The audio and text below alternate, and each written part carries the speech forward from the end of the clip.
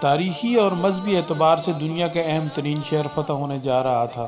فاتح فوج کے سپہ سالار نے اپنے حاکم سے کہا کہ آپ آئیں اور شہر کا چارج سنبھال لیں۔ یہی شرط اس شہر کے حاکم نے بھی رکھی تھی کہ آپ کا حاکم آئے گا تو اس کو ویسے ہی اس شہر کی کنجیاں دے دی جائیں گی۔ چنانچہ حاکم کے آنے کی اطلاع کر دی گئی اور لوگ ان کی آمد کی تیاریوں میں مصروف بھی ہو گئے۔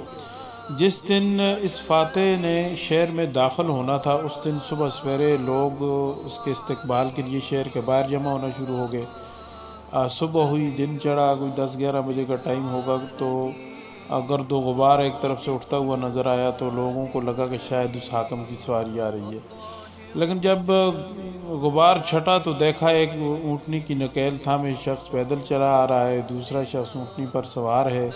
پیدل چلنے والا جو ہے اس کے کپڑوں کے اوپر 14 پیوند لگے ہوئے ہیں، پاؤں کیچڑ میں لت پت ہیں، جوتے ہاتھ میں پکڑے ہوئے ہیں، دوسرے ہاتھ میں اونٹنی کی مہار تھامی ہوئی ہے اور یہ لوگ چلے آ رہے ہیں۔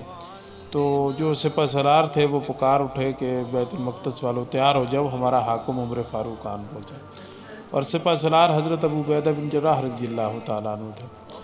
تو ادھر جو رومی حکمران تھے وہ چونکہ ان کی ٹھاٹھ تو اور تھی، حکمرانوں کی ٹھاٹھ تو اور طرح کی ہوتی ہے، اور حضرت عمر رضی اللہ تعالیٰ عنہ کے لیے تو وہ تو فقیرانہ لباس پہنتے تھے، تو یہ منظر ان کے لیے ناقابل دید تھا۔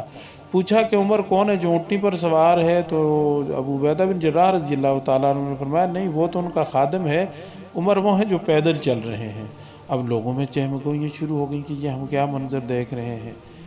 حالانکہ حضرت ابو عبیدہ رضی اللہ تعالیٰ عنہ آگے گئے، قیمتی پوشاک نکالی اور حضرت عمر رضی اللہ تعالیٰ عنہ کو پیش کی کہ آپ یہ پہن لیں، لیکن جواب دیا حضرت عمر رضی اللہ تعالیٰ عنہ نے کہ عزت کے معیار اس پوشاک میں تو نہیں، بلکہ وہ تو اللہ رب العزت کی فرما برداری میں ہے۔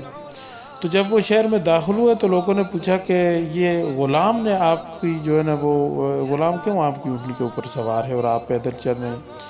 تو بڑا عجیب جواب حضرت عمر رضی اللہ تعالیٰ عنہ نے دیا جو تاریخ میں سنہرے الفاظ سے لکھا جائے گا اور لکھا ہوا ہے۔ جواب دیا کہ سفر طویل تھا، ہمارے پاس سامان کے کچھ تھیلے تھے جن میں ستو، پانی، کھجوریں وغیرہ تھی، تو اونٹنی ایک تھی، مسافر ہم دو تھے، ایک وقت میں سامان کے ساتھ صرف ایک ہی شخص بیٹھ سکتا تھا۔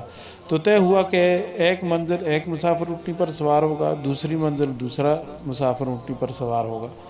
تو اتفاق یہ ہوا کہ جب بیت المقدس میں یہ داخل ہونے لگے ہیں تو اونٹنی پر سوار ہونے کی باری غلام کی تھی۔ غلام نے کہا بھی کہ میں پیدل چلتا ہوں، لیکن حضرت عمر رضی اللہ تعالیٰ عنہ نے فرمایا میرا ضمیر گوارا نہیں کرتا کہ میں آپ کی باری چھینوں۔ یہ اندر کا انصاف تھا، مزاج کا انصاف تھا۔ تو 22 لاکھ مربع میل پہ یہی انصاف جو ہے نا وہ نافذ کیا انہوں نے، اور اس طرح بیت المقدس بغیر لڑے فتح کر لیا۔ تو یہ نبی کریم صلی اللہ علیہ وسلم کے صحابہ تھے جن کی تربیت آپ صلی اللہ علیہ وسلم نے خود کی تھی، اور یہ دنیا اگر 7 مرتبہ بھی بن جائے نا تو حضرت عمر رضی اللہ تعالیٰ عنہ جیسا حکمران نہیں پیدا کر سکتی۔ اللہ پاک کی طرف سے انہیں ہدایت تھی اور نبی کریم صلی اللہ علیہ وسلم نے خود ان کے سینے میں قرآن اور ایمان اتارا تھا۔